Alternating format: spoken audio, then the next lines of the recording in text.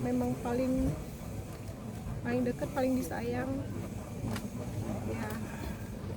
Ya namanya juga bapak ya, pasti cinta pertamanya anak perempuan terutama.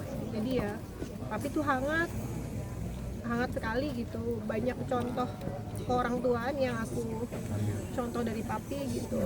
Humornya di rumah, kehangatannya selalu diciptakan, weekend yang selalu ajak anak-anak pergi jalan gitu. Kadang-kadang aku tahu papi mungkin nggak banyak uang, tapi minimal di mobil keliling-keliling Jakarta terus pulang gitu. Tapi papi selalu bikin seneng keluarganya. Nah itu yang aku contoh sampai sekarang.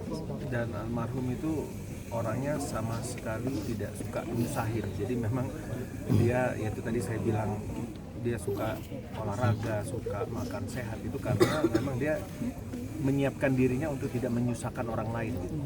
Itu selalu yang dibilang, tapi kesini bukan buat nyusahin kalian ya gitu, selalu ngomongnya gitu. Dan ya itu salah satu jadi tauladan kita gitu, walaupun dia sudah berusia cukup lanjut gitu ya, tapi dia masih menjaga tubuhnya, kesehatannya, ibadahnya, perilakunya, semuanya. Kamu mungkin dalam keadaan kamu sendiri ada catatan papi sendiri mungkin dalam karir? Kalau karir, karena aku berkarirnya dari kecil ya, dari umur 12 tahun. Sebenarnya mami yang lebih support karir aku, kalau papi lebih ke nyuruh sekolah. Berkarir boleh, karena waktu itu kan aku masih sekolah ya, tapi papi pokoknya mau pulang jam berapapun syuting, besoknya harus sekolah. Papi lebih ke itu sih, lebih ke pendidikan. Tadi juga teman-teman mungkin lingkungan Indonesia mencari contoh justru dari sosok almarhum papi gitu, yang sangat luar biasa ibadahnya. Bahkan mereka yang muda-muda tapi malu. Iya. Papi itu mualaf, dulu Katolik. Jadi aku sama kakak ikut mami semua Islam. Tapi yang paling aku ingat waktu kecil tuh, setiap bulan Ramadan kalau aku sholat raweh, papi dulu masih Katolik tapi selalu ngantar, selalu nemenin. Kalau hujan tuh selalu nungguin di luar masjid pakai payung gitu, jemput aku sholat raweh.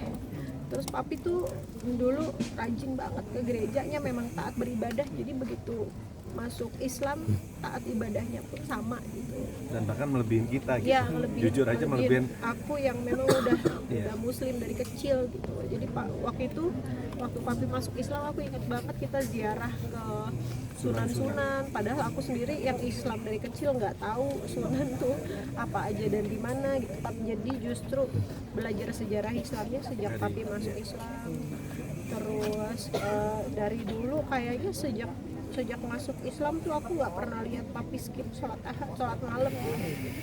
Dan selalu nggak pernah telat. Kita bahkan pernah, Papi selalu marah kalau kita santai-santai setelah azan. Jadi masya Allah, aku seneng banget papi dikasih kesempatan wudhu dulu baru meninggal. Jadi seneng gitu, karena yang aku lihat kebahagiaan papi dalam hidup ini cuma beribadah. Jadi ya alhamdulillah meninggalnya dalam keadaan berwudhu.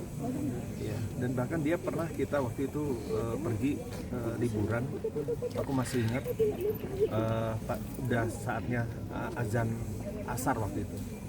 Dia rela untuk ketinggalan pesawat gitu, daripada dia nggak peduli ketinggalan pesawat, dia nggak mau ketinggalan sholat.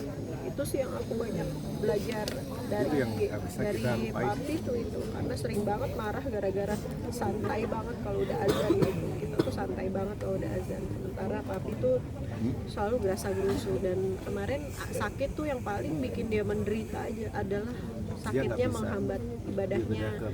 Karena kemarin pas lagi sakit-sakitnya itu Ramadan, papi pengen banget sholat raweh di masjid, pengen puasa nggak bisa. Bahkan waktu itu sempat pipis juga pakai pispot. Dia gimana nih papi nanti sholatnya, najisnya, itu aja yang dikeluhin sampai meninggal tuh. Dia menderita sakitnya tuh karena menghambat kegiatan ibadahnya. Ada keinginan almarhum nggak yang belum tercapai kan? Ya. Papi nggak banyak pengen Iya. ya, dari dulu memang nggak banyak pengen. Dulu juga aku sempat tawarin umroh bareng, nggak Iya. usah lah, kamu aja yang belum aja. Terus diajak jalan-jalan juga nggak pernah mau. Hidupnya sederhana banget, nggak pengen apa-apa, nggak pengen macem-macem. Paling kalaupun pengen minta dibeliin makanan yang dia suka. Iya, iya. Jadi Terakhir ya itu waktu itu ya dimsum. papi mau dia pengen dimsum, papi mau apa, ya udah kita beliin gitu. Sederhana banget, jadi mudah banget mewujudkan keinginan papi itu. Almarhum meninggal pukul berapa? Meninggal 3.50. 3.50 ya, Iya. 3.50. Beliau bangun jam 3, terus kayaknya mau mandi juga ya, Iya. karena tadi kondisinya pakai handuk ya. Dan kita tahunya dari video call, kebetulan ada yang ngurusin gitu, video callan, dan alhamdulillahnya Mona tumben-tumbennya nih, dia biasanya tidur matiin handphone gitu Tapi ya. aku semenjak papi sakit aku nggak Oh nggak pernah ya sayangnya? Oh iya, terus aku kaget jam 3 gitu ya, kamu jam 3 lebih gitu dia tiba-tiba nangis, kenapa gitu kan? Ternyata papi masih dalam keadaan bernafas gitu. Pas jam 3.50 beliau memutuskan nafas terakhir. Dia nemuin papi dalam keadaan itu terus langsung video ke bangunnya. Iya, keluarganya Ada yang keluarga tinggal yang di sama sana yang nganterin habis wudhu, kan kita video callan terus gitu. Video call masih ada. masih Ya, tapi sudah nggak sadar. kondisinya Sudah sih nggak memang sadar. kelihatan sedang meregang nyawa ya, memang udah kelihatan. Tapi ya masih nafas gitu, masih Jadi kita hangat lah badannya. Mastiin beliau sudah meninggal itu ya, alhamdulillahnya depan rumah papi itu ada tenaga kesehatan gitu yang memeriksa dan memang menyatakan sudah meninggal. Oke, doain.